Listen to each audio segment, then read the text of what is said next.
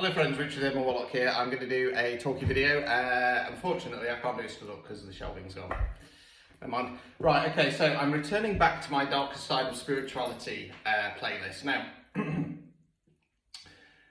this is going to be a little bit different because I'm going to be doing about witchcraft moving forwards for a bit. So, today's topic is glamour magic. Ooh, glamour magic. Right, so by and large, I don't know lots about it, to be honest with you, because it doesn't really interest me, because as you know, I'm about being my true authentic self.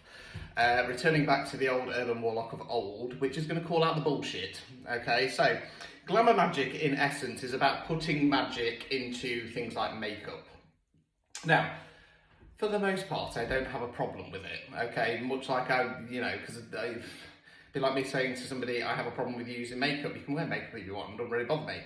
The issue that I have is when people are using it to benefit themselves and gain something from others. Now, in essence, glamour magic is about putting in kind of magic and sigils and intentions into your makeup when you're putting it on. Now, let's be clear, you can put it into other objects and stuff like that as well.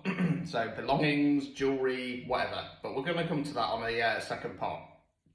The person then puts on the makeup and they'll kind of radiate, okay? They'll radiate somewhat. Now, I was made aware of glamour magic probably about a year ago now. When I was talking to somebody and their face suddenly kind of changed. And I asked somebody about it and I said, oh yeah, they're using glamour magic. And I was like, I've bloody heard of it before.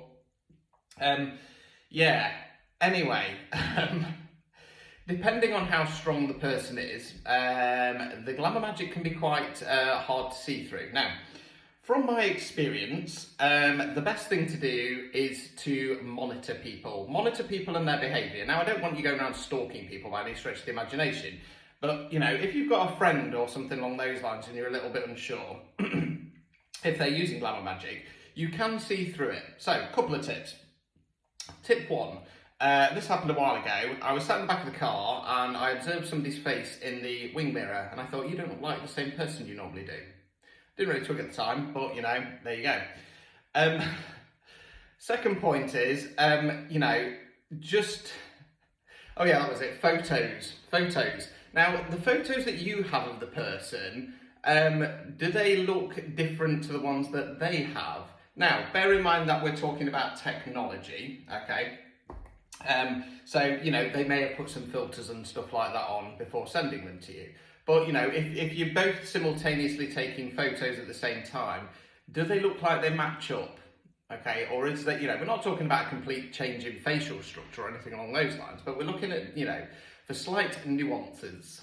Now, if the practitioner of this magic, excuse me, is fairly self-indulged, fairly egotistical, then what they will also do is start slipping into a form of arrogance where their body language starts to do tells. Now, as you will be aware, on a lot of devices these days, when you take a photo, you can actually press on it and it kind of part records it.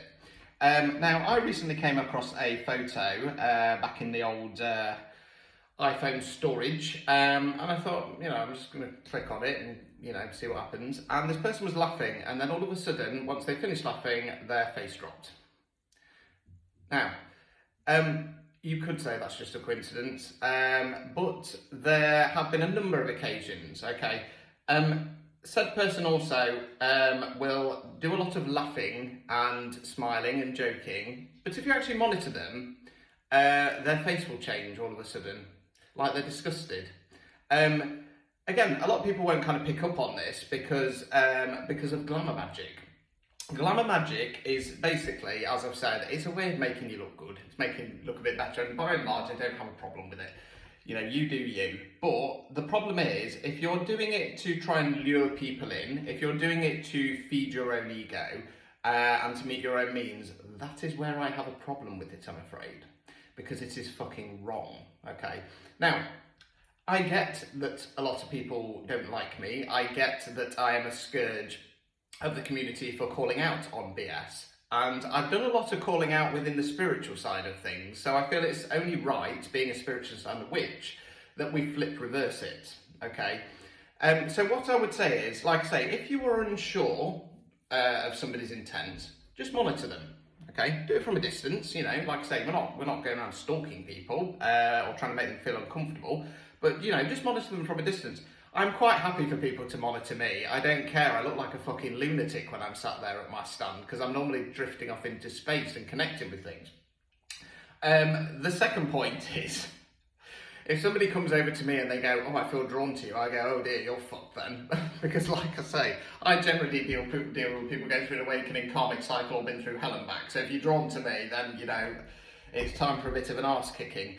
Yes, anyway, that was part 1, Glamour Magic. So just be aware of it, okay? If you feel like you're being kind of drawn to somebody without a reason, and it feels a little bit kind of like inside, like there might be something going off there around the old heart chakra, I'd just be a little bit careful, okay? I'd say take a step back, okay? Take a look at things from a different angle, okay?